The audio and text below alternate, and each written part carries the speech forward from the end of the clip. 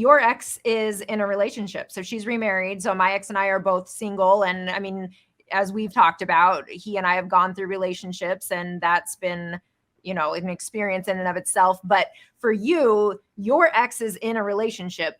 What is that like for you? And how do you think it impacts him? Like, what is that dynamic like?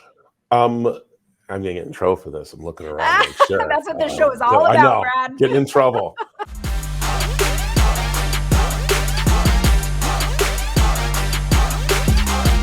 This is Relatable, Relationships Unfiltered. Hey, welcome to Relatable, Relationships Unfiltered. Today I'm hanging out with my friend and TV personality, Brad Perry.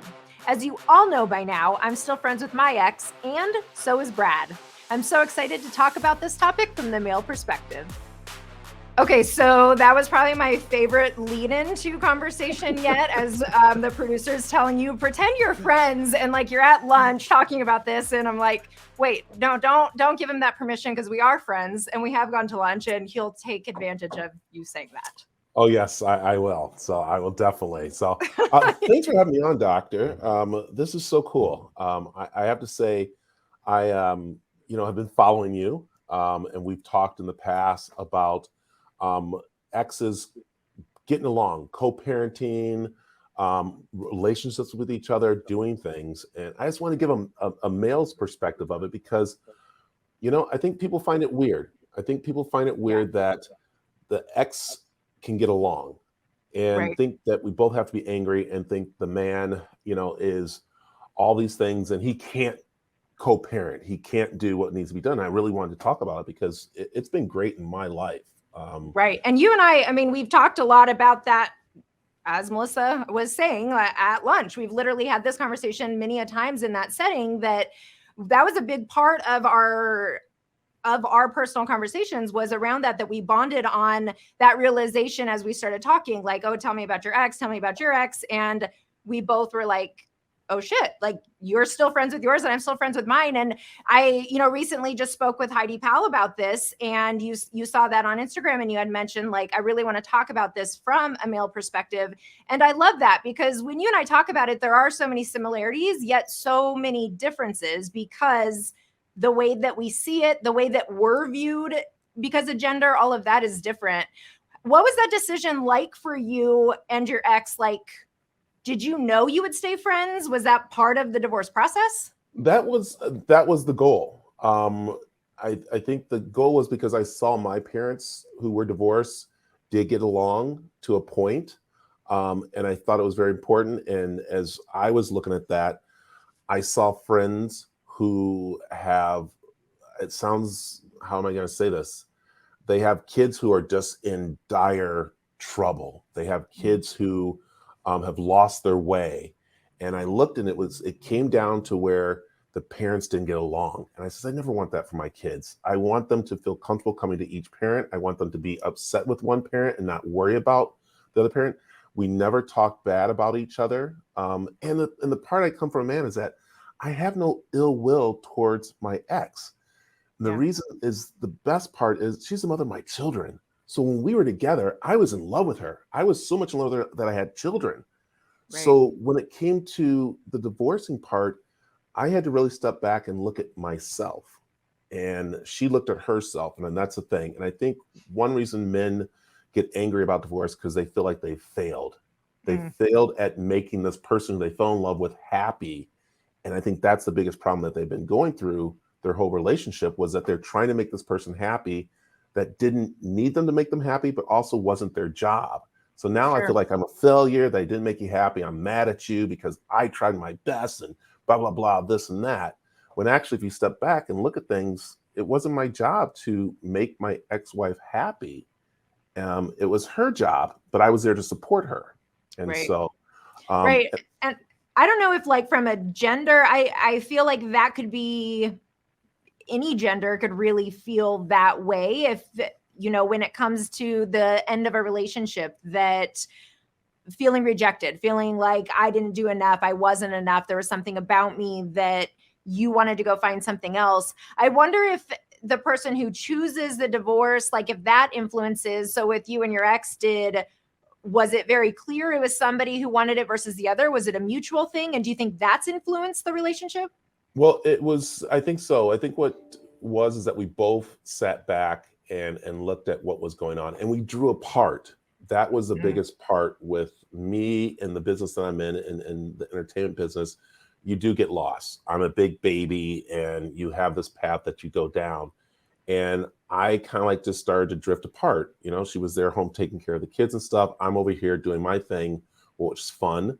And it's kind of like drift us apart. But that's why we stopped and said, you know what?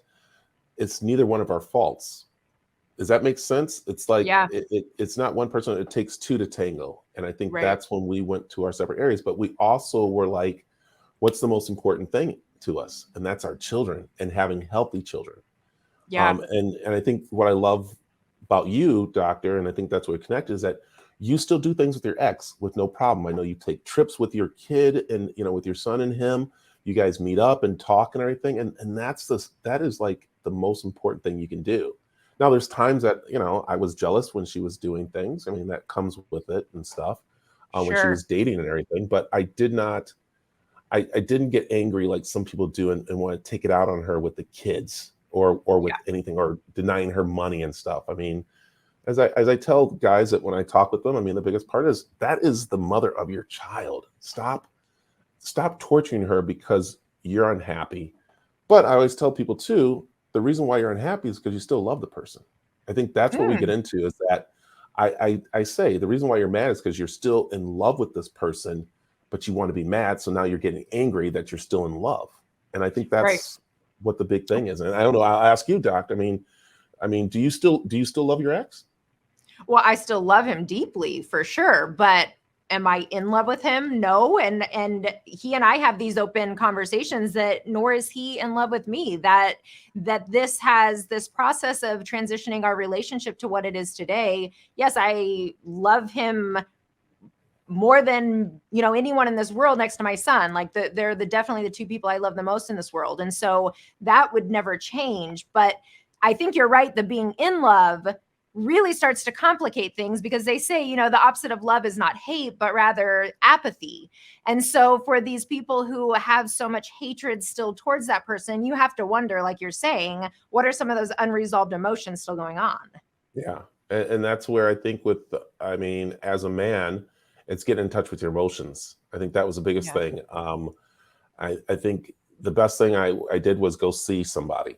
I think sometimes as men, we don't want to go see somebody that makes us weak. And I don't want to talk to a doctor because I'm not crazy or anything like that. But I wasn't crazy. I just need someone to really help me explain my feelings. And that's the first thing that the doctor I saw, the psychiatrist and psychologist, I saw both of them, Mhm. really just said the problem you have is that you still love your wife and it's okay. And her doctor said the same thing. Her therapist said, listen, you still love him, it's okay, there's nothing wrong with that. I mean, and once we got that, I think it all went smoothly. And I mean, even to this day, I mean, her husband and we've gone camping together, we've done things. And I always say that the part of is that you're leaving a legacy. Mm. And I love the legacy that I'm leaving are my kids are able to say their parents get along and still love each other, even though they're not married. It's the Right. best thing you ever could do. And that's something that's different in our dynamics that we've talked about, is that your ex is in a relationship. So she's remarried. So my ex and I are both single. And I mean, as we've talked about, he and I have gone through relationships, and that's been, an experience in and of itself. But for you, your ex is in a relationship. What is that like for you? And what is that? How do you think it impacts him? Like, what is that dynamic like? Um, I'm gonna get in trouble for this. I'm looking around, make sure. That's what this show is all So I about, know, Brad. getting in trouble. Um, I will say that he at first didn't understand, like a lot of her friends and my friends didn't get that we got along. We were supposed to be fighting with each other so bad because he came from an unhealthy divorce with his ex. Mm. So I think it was very intimidating to him. Excuse me. Excuse me. Sorry. Hold on. We're at lunch. This is what happens. Um, and I think with me, I was okay. I think at first I was upset because I knew the person from church and stuff as we saw them. And then I found out that they're dating. I was like, what in the world is going on here? So that was one thing. But now, no, I support them. I think they're great and everything. And I think I learned it from my mother, because my mother didn't remarry. My dad did. And my mother sent them on their honeymoon. She was like, I want you to be happy. I mean, that's going to help the kids be happy. It's going to make me happy. And then you're off my back. So, that's that dynamic. I mean, again, I still love her. And I think that's the hard thing for people to understand. I think that is the big part that, she even tells him, like, yeah, no, I still love him. I'm not in love with him. I'm in love with you and I love you, but he's the father of my children. And so, so he was confused by it and it was hard to understand. Did he accept it though? Or was there pushback? There was a little pushback, but now he's accepted. I think it's just kind of, now it's like, okay. And they've been together for a while now, but I think it was still like, kind of weird. I mean, it's still kind of weird because we have our time that we do. I mean, they have their family time and stuff when the kids are around, but we promised ourselves that us four would always have our time together during the holidays or when they're visiting and stuff. And so I think that's still kind of, he feels left out or whatever like that. But I mean, that's it. But I think it all still works out and he understands. I mean, I'm not at their house or anything. I mean, we don't go out for drinks constantly or stuff like that. And I think that's sometimes, I think that could be overdone too. I think I see those guys that want to be buddy with the new husband and they're all great and everything like that. And I don't know. I don't know if I could do that. Could you do that? Could you be buddy with your ex's new girlfriend or wife or anybody? I would love to say yes, because I would love that dynamic. I would love for our family to grow. I said I would love to say yes. Okay, relax. Hold on. Let me finish my sentence. Yeah, okay. However, I've sat with you. The things that we did do when he was in a relationship or I was, like, we could coexist in that way and it was fine. But inevitably it shifts mine and Richard's relationship if we're in the same room with our new partners, the things that we would do and not even think twice about when it's just the two of us, like me, as embarrassing as this is, still making his plate at a meal. Like, we've been divorced for 3 years no, hold on. Not all of the time. But if it's just the three of us, if it's just me and my son and my husband, that's a Freudian slip, my ex-husband, hanging out together. And if I'm putting a plate together for my son, I'm going to throw food on a plate for him. And it's just, I mean, we've been together for 20 years in that as a family unit. But obviously, do you still cut up his meat and everything for him? And do you I do would that? if you wanted me to. I take good care of the man, okay?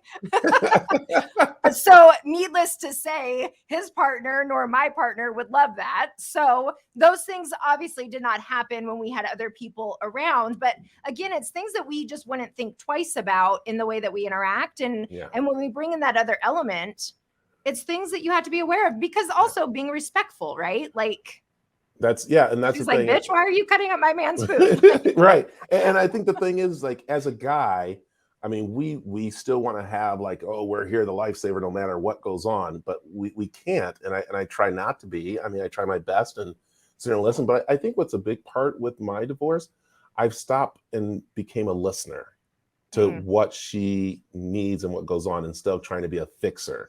And I think that's also one reason why I think a lot of men and women don't get along when they're divorced, because that man wants to be a fixer. And I stopped trying to be a fixer. I love that.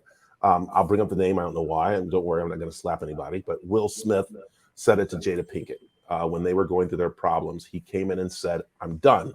I'm retiring from all this. I'm not over. And she thought, whoa, what's going on? I mean, from show business. He goes, no, from trying to make you happy. He goes, I can't do it anymore. And she's like, well, why were you trying to? That's not your job. You bought me this big house for me. That wasn't for me. It was for you. You got me this car. It wasn't for me. It was for you. So you've been trying to do all this stuff, but you never asked me and listen to me what makes me happy, because I don't want that car. You see it sitting in the garage. I don't need this big house. I came from an apartment. I think that's the part where I think we also get angry in our divorce. We're still trying to fix what is broken, and that's making them happy. And again, I mean, I mean, there's a lot to make you happy, and that's why you got a Yeah. dog, right? Is that why you got the dog? The dog makes you happy better than any man. Am I right? Of course, we got to go there. I got the dog because I'm fucking lonely, okay? That's why I got the dog, and it's helped, so lay off. Yes. But let me ask you that. Let me ask you, does being lonely make you want to go back to your ex? Does it make you want to? Because it doesn't. It doesn't make me want to go back to anyone. I think that I had that thought the other day. Like, I love being alone, but I hate like someone not around. If that, like, the way that I conceptualize it is such a dissonance of, I love living alone. I would never want to live with anyone again. I would never want to get remarried. Nothing like that. Like, I love my own space. Is this being recorded right now? Because I want to make sure within like a couple of months, 3 months, I get this call or you get the text going, hey, you know what? I met the guy in my life. He's amazing. I'm getting married next week. Brad, it's been 3 years since I have been divorced, and there's not been one time in my life when I felt that compelled to say that. No. Nobody. I mean, I don't. Do you? You've been divorced even longer. Yeah. Okay, let's talk about your dating life. Let's talk about how active you are in your pursuit towards this partnership. Oh my goodness, something's happening to my earpiece. I don't know what happened there. Exactly. Do you actually want to be married again? I wouldn't want to be married. No. No. Okay, but you'd want to live with somebody. Oh yeah. So okay, tell me about that. What's the appeal? Well, when you find someone, you want to be with them and stuff. I mean, I don't know. I guess it's not this is the thing. I've learned to be alone. So I think I'm with you. I think I'm the part where I've learned to be alone. So it isn't, but yes, I would love to, full back relationship, everything going on. That's important right there. But wouldn't it be kind of ideal? I mean, just bear with me. If like you could have a partner who you loved a lot. I'm fine with monogamy, to be clear. Like, I'm totally fine with being in a committed sexual relationship, but I don't want to be in a committed partnership. I don't want to have expectations around me, that type of thing. So if someone could come around like a couple days a week and, whatever happens, then that's perfect. That's it right there. That's the perfect, the perfect life right only there. You, wow, Brad, doctor. only you I'm having this conversation with. I know. Look at that. Wow, this took a turn. This took a turn right around, didn't it? This is like, so, all right, let's bring this back around. So anyway, that would be ideal in regard to, like, I don't want to be commit. Like, I want to wake up every day and be like, I choose to be with you. And when you combine all of that, that just makes it so much more complicated, because if you wake up and you don't want to be together, shit, now there's moving trucks, there's new furniture, it's a whole thing. Right. And I think that's the part with the relationship. I think that's when you realize that you can coexist with your ex, knowing that, okay, I do love them, but I don't want to be with them.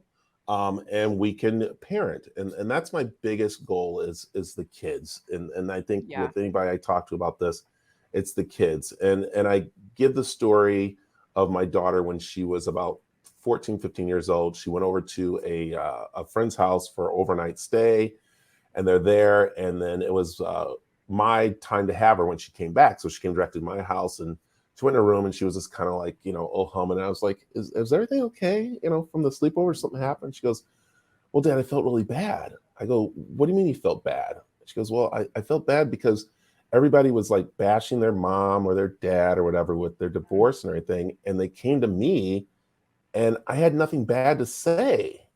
I mean, I had nothing bad to say to participate, because I said, well, my parents right now are at dinner deciding what I'm doing for the summer and who's got me, whatever like that. And there's no problem.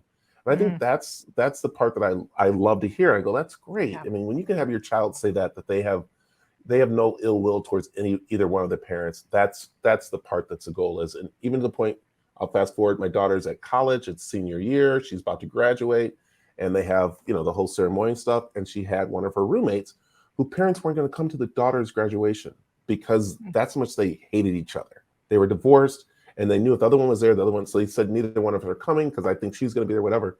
And my daughter's like, okay, well, my parents said you can come with us. And my parents are divorced and you come. She called her parents and said, listen, don't worry about coming. The Perrys who are divorced and are great parents are going to be my parents for graduation. The parents showed up and came and talked to us and asked us and talked to us about it. And I told them, I go, listen, put your difference aside for this kid. And that's, I think, the main thing. I mean, with that, do you have differences with your ex that you had to put aside? Oh, well, sure, but not when through the divorce process, we were just like, so the complicated part with us is that we've been best friends since day one. We've been best friends since I was 16, 17 years old. And oh my gosh, only 10 years, right? You're what, 26? Yeah, exactly. Thank you.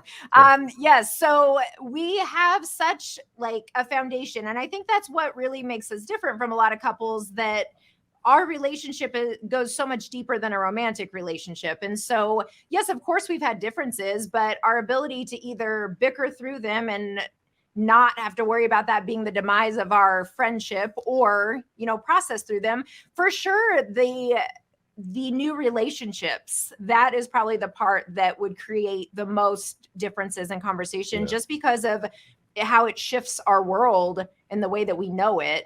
Yeah. But I wanted to ask you, with your kids, were they surprised when you told them you were getting divorced, and how did they handle that initial information? Well, they were a little they were surprised. They thought that, again, it was going to be like they've seen their friends who are parents of divorce and thought it was going to be ugly and fighting, and they didn't have a roof over their head. They were going to hear their mother say, I don't know how we're going to get food this week because dad didn't send me the check, and what's going to, and then asking me, are you going to hold back money from mom, and who am I going to live with, and do I have to choose, blah blah blah. And no, we sat them down and just said, listen, mom and dad, are not getting along in a certain way, but it doesn't stop us from you kids. You kids will always be, our kids and family, and we'll always be family. All because we're divorced doesn't mean we're not family. Doesn't mean we can't be together. And that was what we told them. And I think that was what really made them feel more secure, that no, you're still going to have a roof over your head. You're still going to be eating. You're still going to be doing everything. It's just mom and dad are not going to be there. And also too, we sat down and we sat down with rules. So we said, what goes on in your house goes on in your house. What goes on in my house goes on in my house.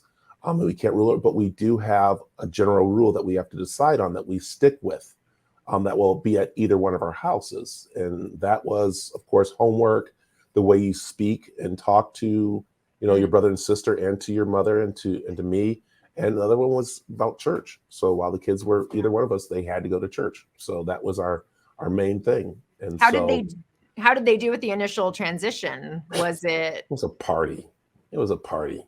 Because one thing too, I lived like literally one street over. I made sure so they could walk to the house. I wasn't going to move into some other place or whatever like that. It was it was a walking distance. And then when I did move out of town, my son came to live with me, which was needed. Daughter went up to school, so my ex was home, but it was something that was needed for me when I had to take care of kids. And that's something also too, I think I want to say to the women out there, is give them responsibility. Guess what? It takes a lot to break a kid. We know that, it takes a lot. And if the guy's eating, the kids are going to eat, and don't think you have to run his house when you're separated. And I think that was a key thing. And as a guy, I don't need to run her house. And again, that goes back to that. And I think that helped out the kids. And like I said, it was a party because we still continued on. It was just, they had two places, still rules set in place. And, I think it thrived. I mean, daughter's 29 years old, son's 25. There's no drinking, no drug problems, no kids out of wedlock. I'm not saying that always happens, but a lot of divorced kids do turn to alternative things because of that bickering, that fighting, and that not knowing and stuff. And so my like I said, my biggest thing is I wanted the kids to be okay. And I knew that was us having to co-parent, get along, and realize that we still love each other, but we can't be together. And that's the main thing.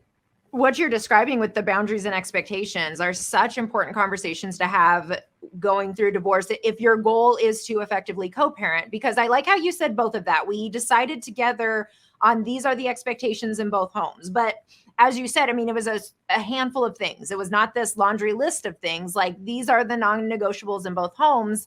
But then aside from that, we don't need to try to run each other's homes. And I know that was my struggle a lot early on, just being a very alpha personality. I know that might shock you, Brad, but that's, how I show up in this world. So having that personality and knowing that was my role when the three of us lived together was that I ran stuff. And so when I was removed from that, it was hard and took me time to transition out of not trying to dictate when my kid went to bed and what they ate and all of these things. But I had to learn that that was really detrimental to their relationship, me inserting myself in that way. Yeah. And I think what happens is guys go, well, if I'm paying the bills, I'm going to lay down the law. No, that's not the case at all. And you shouldn't look at it as you're paying the bills to run the house or anything. You're paying the bills to keep a roof over your child's head, to take care of their schooling, to feed them. And Right. I think that's where you have to sit and look at that. I think that's where a lot of guys also saying, well, I'm giving her all this money and why do I have to do that? Because she's there to take care of your kids. Right. And that Well, was a part too. We sat down, we talked about that. yeah. And I think, there's a lot. So like in my situation, we both solely supported ourselves financially, and so that wasn't, so potentially, that was probably a part of the reason why it went so smoothly, because we didn't rely on each other at all financially in that way. So I would imagine that does create frustration. I know from a lot of my clients that I've sat with that they do feel that way. They do feel that they end up, whether it's a lump sum or it's a lot of money a month. But on the flip side, I think that's why a lot of people end up staying together then, right? Because when you start crunching those numbers, and then it's like, but what's worse? And there it is right there. And guess what happens? It gets worse and you get more angry at each other. And that's where abuse comes in. And that's where, different things start happening. You start resenting each other. And I think that is why you have to sit down and really say, is it worth us staying together in this situation, or tighten our belt, budgeting? And that's the other part too. A lot of ladies who want divorced, you can't live the way you were living when you get divorced. Mm-hmm. You have to really sit back and crunch those numbers and pay attention, but also don't stay if you're not happy and Right. you guys can't work it out. I think that is just more and more. And then what happens? The kid turns 18 and mom and dad get divorced, and then they're even more devastated because it's like, well, why didn't you get divorced sooner? Well, is that my fault that you guys stayed together and you were miserable? Yeah. I think that's more than them going, hey, we got divorced because we didn't love each other. It wasn't your kid's fault or anything like that. And I think that's also too, explain to the kids, none of this is your fault. Mm-hmm. The only fault I think would be is we stayed together for you, but that's still not your fault. That was our fault. Right. And I think I think if you hear what I keep on saying, and I say it to guys, take responsibility on the part that it takes two to tango. It's not just her. There's things that will come up and do, but really take a look at yourself. And no, was I a great husband? No. Was I a good dad? Not always. And I admit to it. And so I'm looking forward to the grandchildren.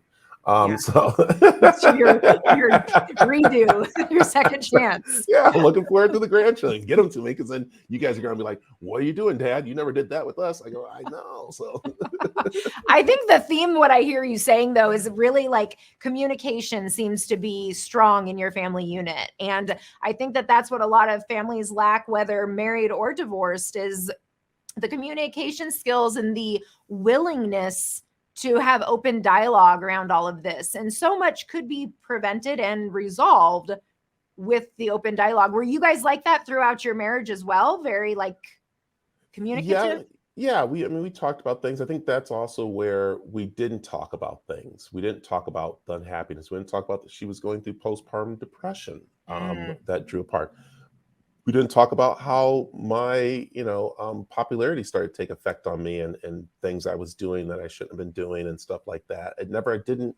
I didn't go to her to talk about that like we should. And then once we started to grow apart, we started to talk more. And then once we got divorced, we really sat down and talked about it, and we could fix it. And that's the thing too. All marriages are fixable, if you want to have them fixed. At the time, I think when it comes down to communication. So that's what I'm saying. At the beginning, you talk about things. You don't try to fix them. You talk about them, and then you have a more understanding, and then you can move through life much easier. That's me. I know I'm not trained Sure. like that, but that's Well, sometimes what I see. I think, yes, I think that if there's a basis for that marriage to work and the problem is conflict or lack of communication, then I think you're absolutely right. I think that it can certainly be resolved. But Yeah, I think that a lot of marriages end for various reasons yeah, that, maybe aren't going to be resolved through communication. true. And that's normal and okay. And, that's divorce is not, it's not an indicator of failure. It's not an indicator of, any of those things. That, as you and I know, like, we are both thriving personally and professionally being in a divorced status, Yeah, so I really don't think that divorce is the issue. It's really, as we're talking about, how you handle the divorce that right. is the issue. Yeah, and I think that's, again, as guys, we don't handle it well. I think we're more the bigger babies in it because we are the ones who get upset, and I sometimes feel like we use the children more than women do. And I don't know if Mm. that's right, doctor, to say or not, but I don't know if the people that you've talked with, but that's sometimes what I come across when I talk with female and male friends. The male guys use the kids, as because they know that's going to hurt the mother, And use them in what way? Like, maybe well, try to get more custody, or yeah, trying to take them away for, just because they know that's the part, that part of the mother, the mother is a mother, and Mm, they know that, okay, you spent time with the kid, I'm going to take them away from you. yeah, um or not giving them money, the child support, or the different little things, I mean, yeah, the always a big fight is the child support. Why they got to pay child support, blah blah blah. It's like, pay attention to what's going on, and that is, it's there to take care of your child. Even if right. you have them part-time, you're still paying back and forth. But I think everyone looks at money. I think, and let me ask you, with you, I mean, both you and your ex are successful. I mean, was that an issue when you guys were divorcing, about the money and how you guys are going to do that? No, but we did a very just clean break with it. And I think maybe probably the hard part for him is he was a really big part of building my business. He helped me to found it, and he helped me, and he's still, I mean, he still is a big part of it. But that's probably what comes up in conversation, is just on both of our ends, the wanting to have that dream together, wanting to grow this business together. And that's where it gets complicated, because really, if we could choose anyone to be with, it probably would be each other. When you look on paper, right? When you look on the characteristics of somebody, and the morals and the values and all of those things, and that's where it gets complicated. And so the financial piece, no, but probably building that dream together was certainly a loss that's been grieved. Yeah.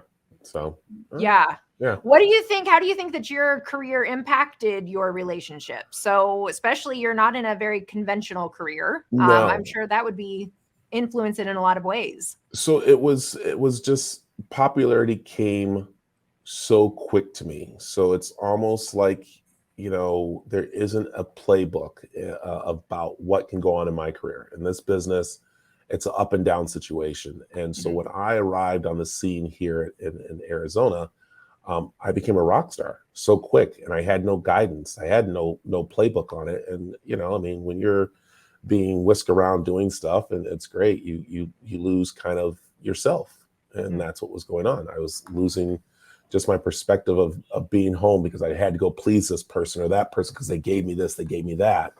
And that was one thing that really played a big dynamics in it. And I think that sometimes it does, maybe not just in my job, but other people's job is about pleasing someone who's giving you something, and not actually just saying thank you and prioritizing.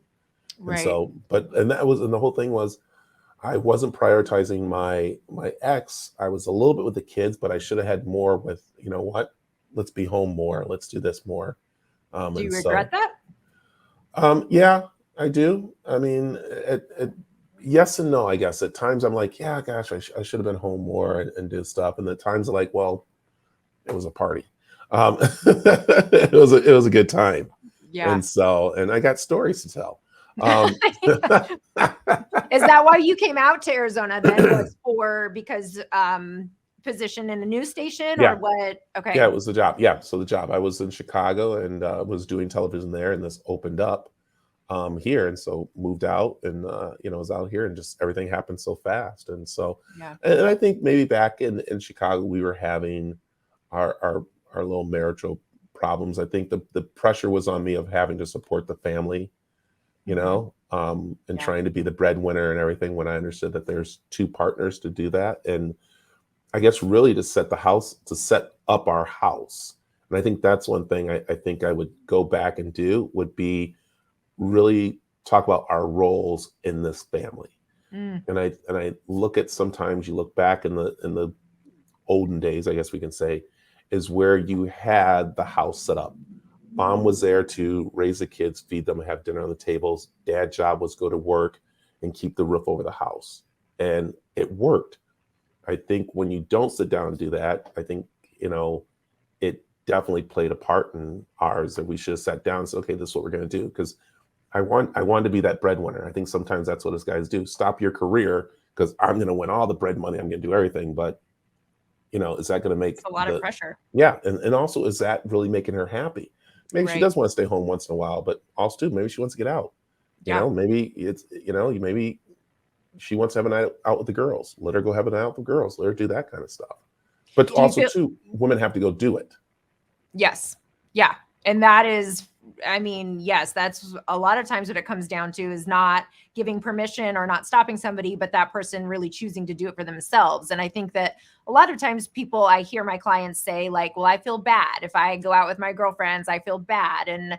But you're right. It ends up being really the demise of a relationship when you're not taking time for yourselves and for self-care. And even, I love what you're saying about identifying the roles. And that again comes back to the communication piece of talking through, what are these expectations that we have of each other, and how are we meeting them, or how do we need to pivot some of them, because maybe some aren't realistic. Yeah. And I think that's also too, all right, as I look around again, don't tell anybody this, but guys, I think, dream and fantasize more about that perfect home, that white picket fence, the house, the car, the family. I think guys dream about that more than women. It's very interesting, but because women just want one day. That's all they want, one day, and that is wedding day. The wedding day. But guys want the whole thing. That's right. I'm going to have my white picket fence. I'm going to have this. I'm going to have a garage. and it's going to be my family home. And women are like, hey, I'm just trying to get the groceries. I'm tired. Can you just watch the kid? That's it. But we're like, no, I want all this, and I want my wife to look a certain way, and this. But again, you can't have it. And I think that's, once you realize that you can't, but you can still have a great family home and do things, you're going to win. Yeah, it doesn't have to be perfect to still be wonderful. And I think those, the expectations of self and others. Do you feel like your career prevents you from moving on to a relationship, or what? Nope. What do you think some of those barriers are for you present day? I think my biggest part is probably disappointing somebody. I think that's my disappointing. Because I do love my job. I think that's the other part too. It's where,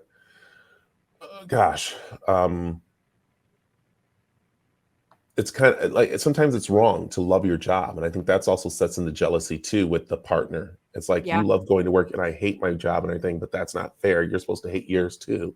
And I think that's the biggest thing with all the stuff. So do you get worried? Do you feel like you disappointed your ex? And so do you feel like you get worried you're going to do that again? Oh yeah, totally disappointed her. Totally. She's a wonderful mother, wonderful woman. She, put up with me and stuff. So that's good. But yeah, no, I feel like I'll disappoint. And that's just, but again, that's just me. I have to get over that and realize, that I have a lot to offer, and it's, it's there. So, which is good. So did you ever consider getting back with her, or wanting to get back with her before she got remarried? We did. We actually, we had separated before we fully went through the divorce. And then we came back together. I wanted to get back together. I want to be home and blah, blah, blah. And so, we gave it another try, and it just didn't work. And so, and I think that's when we really looked and said, okay, let's get divorced before we became mad at each other. Yeah. So what about you? Did you ever get back with your ex, and did you ever want to when you guys were? No, so I mean, we separated a couple times throughout the 18 years, Yeah. but they were very short. But no, when this final decision was made, it was very clear, and it's kind of what you're saying, like, let's do this before the resentments build. And I talk to a lot of my clients about that as well, that like if you're feeling that way, you don't have to wait for that bad thing to happen. You don't have to wait for the straw to break the camel's back to make a decision, because I think that that's why you and I have been able to maintain relationships with our exes, is because we didn't wait for that devastating event. Like, we had an open conversation that this is what's best for us long Yeah. term. Exactly. So let me ask you this, and this is let's just ask this right out since we can do this on here. Are you ready? Are you No. ready? No. So who called who for booty calls? Did you call your ex at times, or did he call you? Okay, so we didn't do that. I Get know. out of here! I know. I'm not joking. No, you can't. And like you, I'm not joking. Get I out wish of I could here. tell you. Trust me, there was plenty of lonely times. I wish that that were the case, but no, we had sex one time after like the whole thing, and that was very early on, and we both were like, well, that can never happen again, and that was it. Yeah. Wow. Okay, but even, then even same after a glass question. of wine or anything like that, and you're like, gosh, after that wine, No, you look at it because going, wow, you look like that stud I met 18 years ago. Yeah, it wasn't even about that. It was like I think because we do love each other so deeply, that it just created confusion. And it was like, we don't need to cross those boundaries, like, we want to have a relationship that isn't muddled with that. So at least that was my perspective. I don't know. I'll give you his number. You can ask him from his perspective. But what about you? Were you the one who reached out to her? It's actually both at times. So it was very, there'll be times I'll be like, when we first again got divorced and stuff. Yeah. The kids might be over at friends, or each of us didn't have kids for the weekend. And all of a sudden, I get a call and like, hey, can you come over and let's talk? And I show up and she's in this hot outfit, and I'm a guy, I'm a guy. And then of course there'll be times I would roll by after having, drinks with the guys and be like, so anyways, I got this suit on. It shouldn't go to waste, shouldn't it? Just happened to be in your neighborhood. Happened to be in we're one street over. Sorry, the car stopped. I'm sorry. I'm sorry. I had a little slip of memory where I was living. I thought this was my house. And since I'm here. Was that hard for you though, when she then got in a relationship? If that was kind of your dynamic? Yes and no. I mean, when I started seeing people and stuff too, so it was this. Sure. But I'll be honest, the hard part for me was her friends. Mm. And her friends didn't understand how we got along. So the part that really hurt me the most, I'll be honest, it hurt me the most is when she was moving and just not too far away, over to another house, getting out of the house that we had. And I still had stuff there. It was kind of like I had trinkets or books or maybe a jacket or something there at the house. And I came by and her friend said, here, called me over and said, here, these are yours, get them out of her house. And I just was like, wow. Like, I think that was the turning point, going, okay, this is really over, because she didn't come to me and say, hey, here goes your items, thought you'd like to have them. And so that just really was a turning point when I was like, okay, this is really over, when she's not telling me this. She has one of her friends. Right. But then as we went back, she's like, I never told my friend to do that. She just took it upon herself to do it because she was not understanding our dynamics. All she knew is that we were divorced. But the funny thing was that we were divorced for almost 2 years before people figured it out. So when they were moving, they thought that was our divorce. I mean, that was the funny part, is that right, because you had stayed so intact. Yeah, I mean, we'd be at volleyball games, we'd be at baseball games, we'd be at events, we'd be at church together. We'd be doing things. We sat next to each other, we talked, we laughed, and it really was where the funny thing was is that I had gone out on a date, and someone saw us and then went back to her and goes, I can't believe Brad. I can't believe he's doing that to you. He's out with another girl. I saw him kissing them and they were at the bar, blah, blah, blah. And she's like, we've been divorced for almost 2 years. And they were like, what? It's like, yeah, we were divorced 2 years. And I knew that they were going there for dinner. I mean, he actually asked me if he wanted to go along. And I was like, no, like, go enjoy yourself. And so I think that's where other people, and that's why and I think that's the other part too I want to say is that everybody's divorce and everybody's situation is different. Yeah. But the main part that I say is that try not to listen to other people and accept the love you have for your ex. Don't let someone else tell you you're not supposed to love her, especially when you start dating someone. You know, I mean, I think the other part too is I let them know my first priority was my kids, you know, and as I said, if my ex is happy, my kids are happy. So that's the main thing was to me, and not the person telling me, well, you shouldn't be making her happy. She can do her own stuff. You shouldn't be giving her that much money. Why? That's her, you know, don't.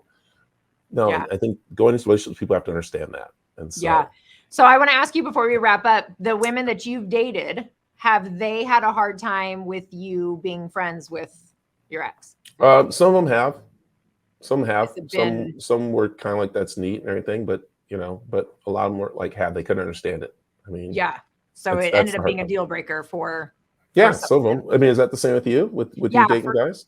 No, not for me, because I don't want a relationship. So we don't run into that. And I say it like I do try to date, like I try, but I say it very early on, but probably say it kind of as my like buffer of like, this is my reality. Take it or leave it. What do you say? You go, listen, you know, this isn't going anywhere because I made my ex's plate last night. Yeah. So unless you're okay with that.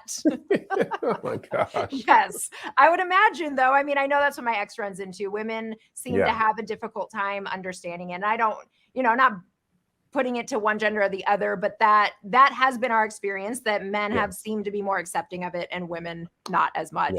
So anyways, this has been a fun conversation. Brad, where can people find you? Where can they follow you on social? They can follow me on social at The Brad Perry Show on all social media. And if you want to, you can catch me Monday through Fridays over on the Arizona Daily Mix on AZTV7, or you can go to aztv.com and stream our show. So stream the morning show where I'm hosting. So you have a really fun morning show.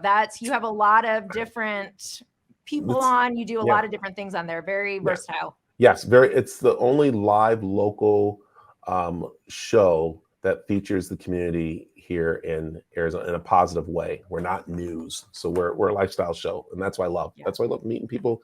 You know, having you on, and we like to have you back on, especially as we get ready for that famous month of Valentine's. So oh yes, come talk intimacy and relationships for sure. Yes. So. All right, Brad, well, thank you for your vulnerability today. This was a lot of fun. We'll have to have a real lunch to process and download our conversation. We're gonna talk. We're gonna talk. Thanks, Brad. All right. Well, that conversation took a turn. Thanks, Brad, for always keeping me on my toes. Thank you all for hanging out with me today on Relatable Relationships Unfiltered. Make sure to subscribe to our YouTube channel, sign up for my newsletter, and find me on Instagram at Dr. Elizabeth Fedrick.